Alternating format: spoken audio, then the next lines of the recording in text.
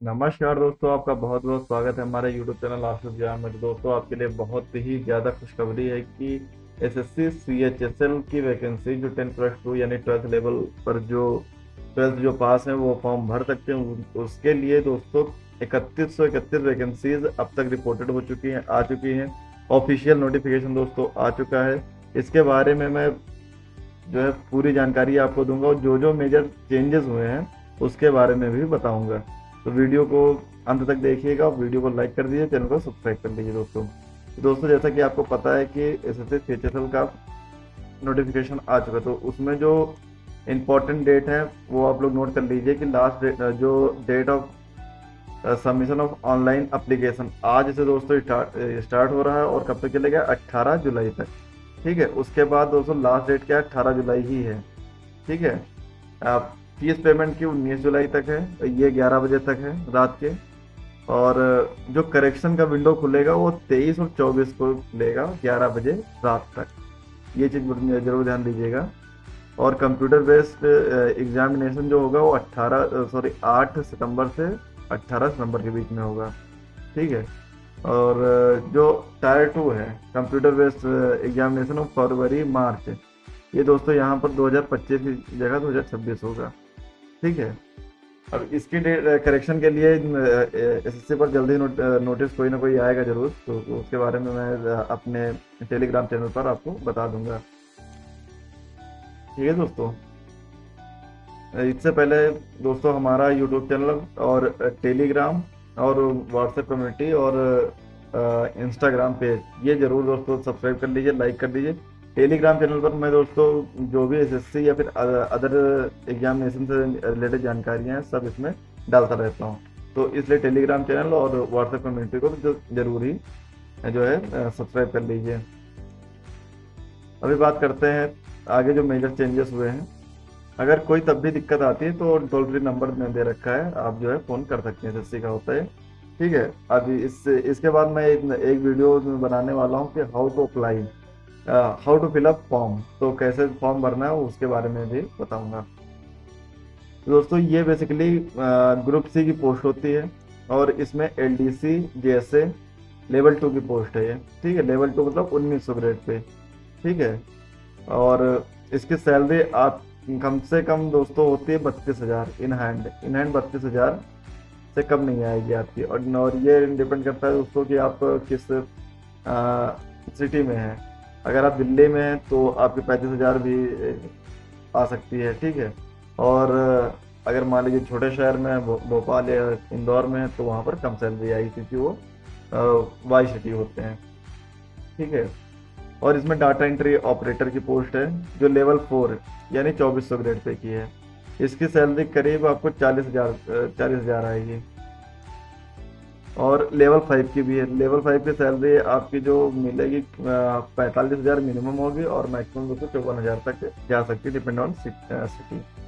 क्योंकि ये दोस्तों बेसिकली होता क्या है, बाबू की पोस्ट होती है एलडीसी। और जैसे ही ये बहुत ही ज़्यादा पावरफुल पोस्ट होती है, क्योंकि इसके थ्रू आप ही मान लीजिए सर्वे सर्वा होते जितने भी कर्मचारी होते हैं उनका जो है उनकी छुट्टी मैनेज करना, काम इसके बारे में जो बाबू का काम बेसिकली होता है। इवन फाइनेंस भी मैनेज करना भी कई जगह पर काम होता है, तो आप समझ सकते हैं कितनी पावरफुल पोस्ट है।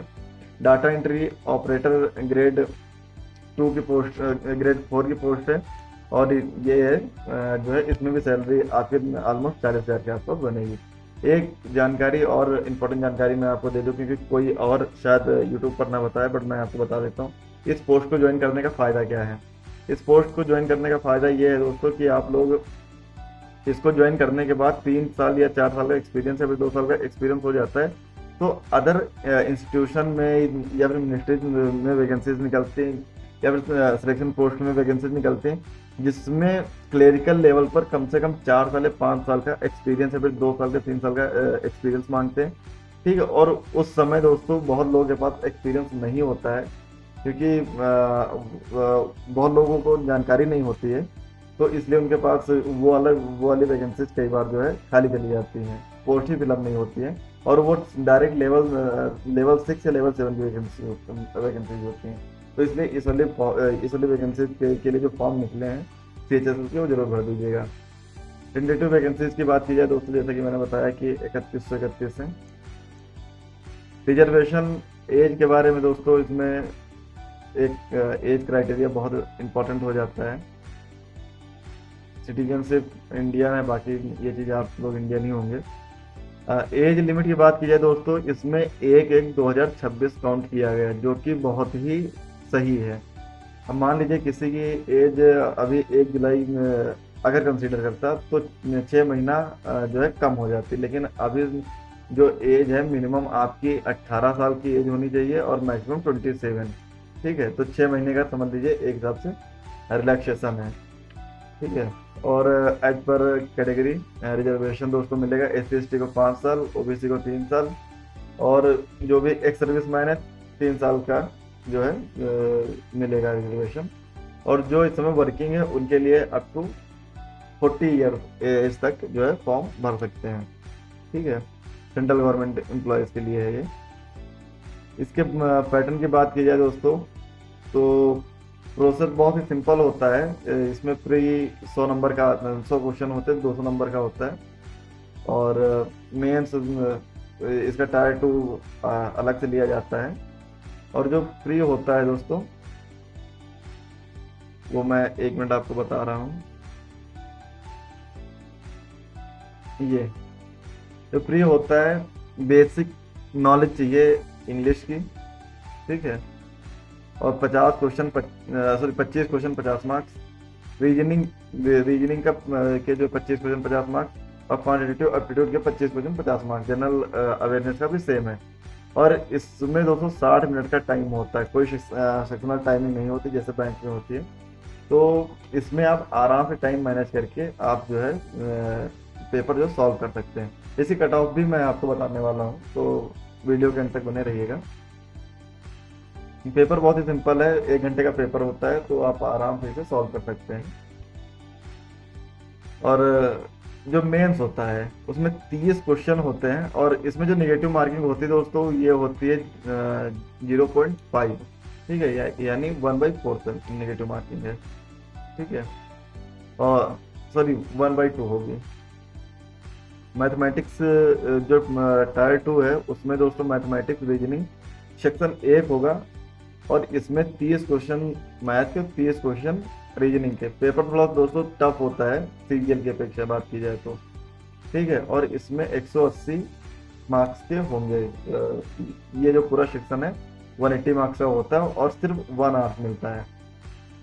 सेक्शन 2 की बात की जाए, English language and comprehension general awareness, इसमें 40 क्वेश्चन होते हैं इंग्लिश लैंग्वेज के, और 20 क्वेश्चन सिर्फ होते हैं जीएस के। तो जीएस में इसमें रोल बहुत कम हो जाता है, इसलिए इसकी कट ऑफ काफ़ी हाई जाती है।